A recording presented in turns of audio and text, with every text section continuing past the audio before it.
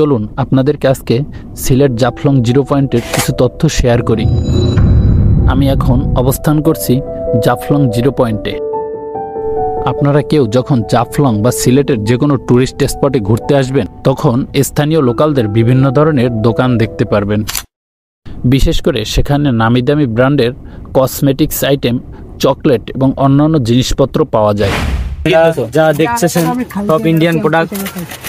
বিশেষ করে এখানে সব প্রোডাক্ট ইন্ডিয়ান বলে সেল করা হলেও আসলে তা নয়। এইসব ট্যুরিস্ট স্পটে রয়েছে বিশেষ একটি জাগ্রত চক্রের দল, যারা এখানে টঙ্গী, চকবাজার এবং লোকাল কারখানার তৈরি প্রোডাক্টকে ইন্ডিয়ান প্রোডাক্ট বলে চালিয়ে যান। আপনারা অবশ্যই এই ট্যুরিস্ট স্পটগুলোতে আসলে লোকাল স্থানীয়দের দোকান থেকে বা আশেপাশের দোকান থেকে কোনো পণ্য কেনার সময় সাবধানতা অবলম্বন করবেন।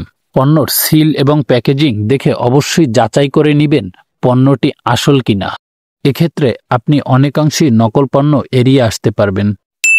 এখান থেকে কোনো অরিজিনাল অথেন্টিক প্রোডাক্ট নিতে হলে অবশ্যই আপনার পণ্যের মান যাচাইকরণের উপর নির্ভরশীল হতে হবে।